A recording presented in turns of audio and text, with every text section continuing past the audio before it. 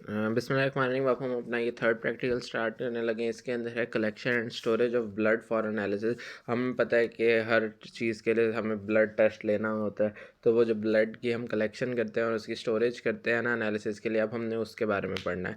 ठीक है, तो उन्होंने कहा पहला स्टेप क्या होगा ब्लड सैम्पलिंग का। सबसे पहले आपने क्या करना है, ऑब्वियसली आपने जहाँ से ब्लड लेना है उस स्किन को अल्कोहल स्वैब से साफ़ करना है।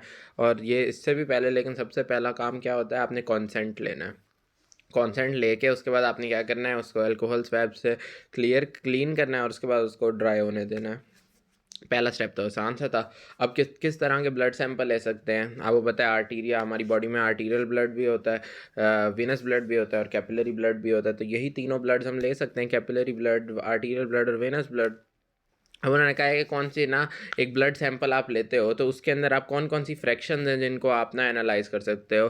तो आप या तो चाहो तो पूरे ब्लड को एज अ होल ना कर लो एनालाइज, या फिर उसके अंदर मैंने बताया था कि ब्लड किसकी चीज़ से बनता है, आरबीसी, डब्ल्यूबीसी, ये जो सारे ब्लड सेल्स हैं और प्लाज्मा से मिलके बनता है। तो या तो आप चाहो तो ना आरबीसीज जो हैं उनको ले लो, अलग कर लो, वो हिमेटोक्रिट कहलाता है, या तो उसको लेके आप ना कर लो एनालाइज, या फिर जो प्लाज्मा है उसको लेके एनालाइज कर लो। अभी जो प्लाज्मा होता है क्लियर ना कलरलेस फ्लूइड होता है, इसके अंदर फाइब्रिनोजन होता है। वो फाइब्रिनोजन को अगर हम अलाउ करेंगे वो क्लॉट होना स्टार्ट हो जाए। ठीक है, वो क्लॉट यानी वो क्लॉटिंग करवाना स्टार्ट कर दे। वो ब्लड की जब क्लॉटिंग करवा देता है ना, तो उसके अलावा बाकी जो क्लियर फ्लूइड रह जाता है ना, जिसके अंदर कोई फाइब्रिनोजन प्लेजेंट नहीं होता, वो सीरम होता है। तो चाहें तो हम वो सीरम लेके हम सीरम को भी एनालिसिस कर सकते हैं। ठीक है, डिफरेंट चीज़ों के लिए डिफरेंट, कुछ के लिए सीरम चाहिए होता है, कुछ के लिए प्लाज्मा चाहिए होती है। हम आगे बढ़ते हैं।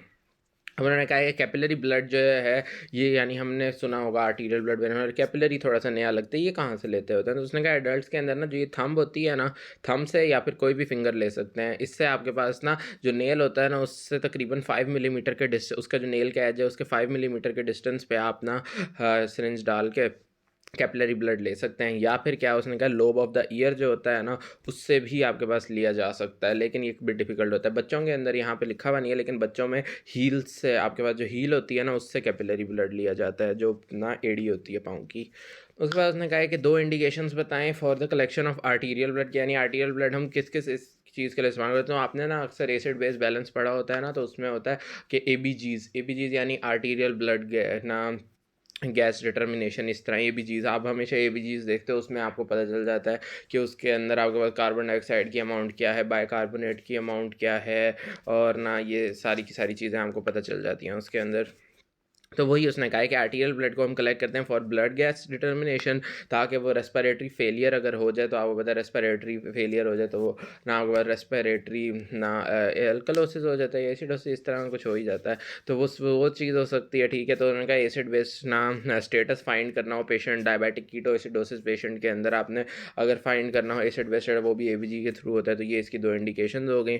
आगे उन्होंने कहा कौन के आर्टीरियल ब्लड जो है वो ना, वैसे जिस तरह वेनस ब्लड लेते हैं ना, वेनस ब्लड आपको पता है ये मीडियन क्यूबिटल वेन जो होती है उससे हम लेते होते हैं। यहाँ पे हमारे ना बिल्कुल एल्बो वाली जगह पे वो प्रेजेंट होती है, उससे थोड़ा सा नीचे करके। सेम उसने कहा है कि ना आर्टरीज जो है ना, जिस तरह रेडियल आर्टरी होगी, ब्रेकियल आर्टरी होगी, नेक में चाहें तो कैरोटिड आर्टरी वगैरह हो गई, इनसे आर्टीरियल ब्लड लेते होते हैं। लेकिन उसको ना जो लेने के ना वेनस ब्लड में हम क्या करते हैं, हम ना हाँ सेम तरीका है वेनस और आर्टीरियल ब्लड में, लेकिन वेनस ब्लड में ना हम एक टॉर्निकेट, वो आप जब सैंपल देने जाते हो एक ब्लैक कलर का ना बैंड आपको बांधते होते हैं, वो टाइट करते हैं ताकि आपको फिर ना आपको वहाँ से आपकी वेन्स प्रोमिनेंट हो जाएँ। ठीक है, वेनस प्रेशर वहाँ पे बढ़ जाएगा तो वेन्स प्रोमिनेंट हो जाएंगी, तो उसमें नीडल डाल के वेनस पे वो वेन्स का वेनस ब्लड ले सकते हैं। उसने कहा इसमें आर्टीरियल ब्लड के अंदर हमने कोई नहीं ना अप्लाई करना होता टॉर्निकेट। दूसरा उसने कहा सिरिंज जो है, वैसे तो हम ना 30 से 45 डिग्री के ना एंगल पे वेनस ब्लड में लेके जाते हैं ना, लेकिन इसके अंदर आपके पास 90 डिग्री आपने रखना है।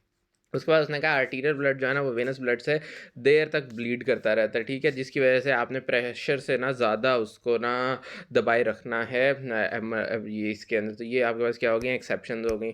आगे उसने कहा है कि दो आप ना प्रिकॉशंस बताएं for the collection of the venous blood. ठीक है, अब आपने वेनस ब्लड ले लिया है, अब उसके अंदर आपके प्रिकॉशंस क्या हैं? उसने कहा है कि जैसे ये अभी आप ना सैंपल के लिए अब आपने अंदर नीडल डाल लिया, टॉर्निकेट पैलेट पर बांधा हुआ था, ठीक है। थोड़ा-सा सैंपल जब आप ले लेते हैं ना, तो ऊपर से टॉर्निकेट जो है आपने देखा होगा, तो ये नॉर्मल बातें हैं।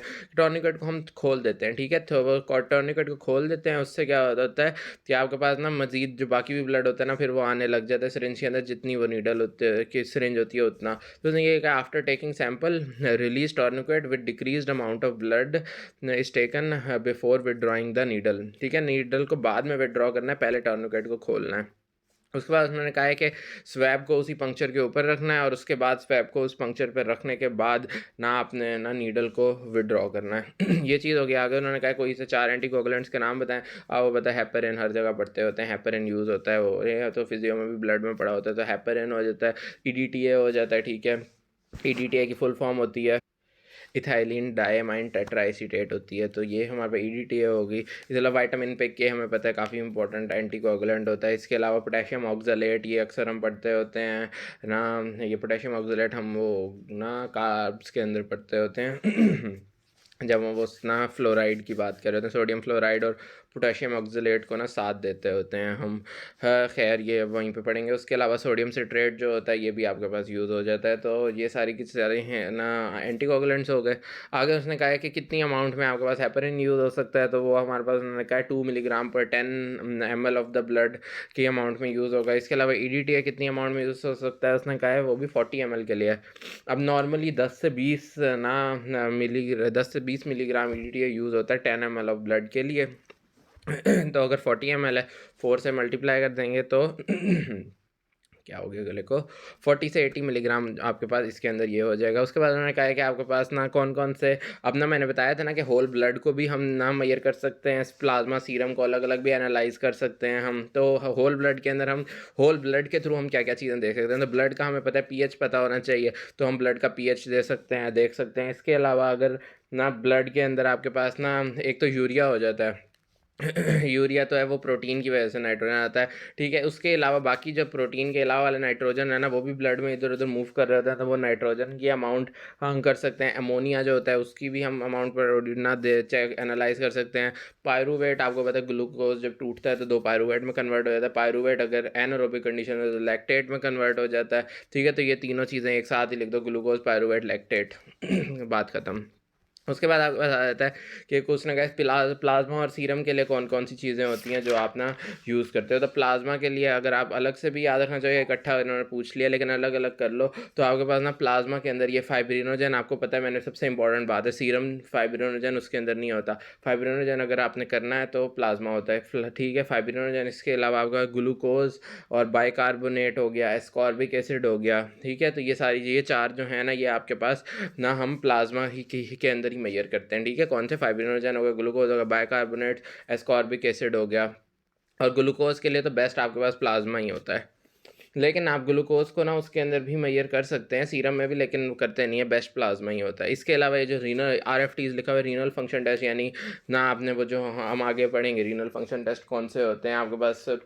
एक तो ना यूरिया हो जाता है, सीरम यूरिया लेवल, और इसके अलावा आपके पास ना वो सीरम क्रेटिनिन हो जाता है, तो इनको हम सीरम में मेजर करते हैं। इसके अलावा आपके पास ना LFTs हो जाते हैं, ALT AST, ये लिवर फंक्शन टेस्ट होते हैं, तो ये भी हम ना इसी के अंदर मेजर करते हैं, सीरम के अंदर मेजर करते हैं। इसके अलावा लिपिड प्रोफाइल के जो एंजाइम्स होते हैं उनको भी मेजर करते हैं। RBCs जो थे उसके ज़रिए हम क्या क्या मेजर कर सकते हैं, तो RBCs के अंदर जो एंजाइम्स होते हैं वो हम मेजर कर सकते हैं। वही ग्लूकोन ना ग्लाइकोलिसिस के अंदर जो एंजाइम्स होते हैं कौन से जी, ग्लूकोज 6 फॉस्फेट डिहाइड्रोजिनेज, वो एंजाइम हम इस्तेमाल देख सकते हैं। इसके अलावा क्या हो जाता है आपके पास, वो पायरुवेट काइनेज एंजाइम होता है, ये भी यूज़ कर सकते हैं, ये भी हम एनालाइज कर सकते हैं। इसके अलावा अगर कोई हीमोग्लोबिन एबनॉर्मल है, वो भी हम इस ना कर सकते हैं एनालाइज, ये चीज़ हो जाती है। इसके अलावा हमारे पास उन्होंने कहा है कि ना हमने अब हम वो देख रहे हैं कि स्पेसिमन हमने ले लिया है, उसकी प्रेजर्वेशन हमने किस तरह करनी होती है, उसको बच्चे किस तरह संभालना होता है। तो उसने कहा कि किस टेम्परेचर के ऊपर सीरम और प्लाज्मा को प्रिजर्व किया जाता है। तो उसने कहा ये 4 डिग्री सेल्सियस पे ना 24 घंटों के लिए रख दिया जाए, ठीक है। 24 घंटों के लिए 24 घंटों तक ना आप इसे 4 डिग्री सेल्सियस के अंदर स्टोर कर सकते हैं, और अगर ज़्यादा इसको और लंबे काम के लिए आपने और रखना है तो इसको आप फ्रीज़ कर लो, ठीक है।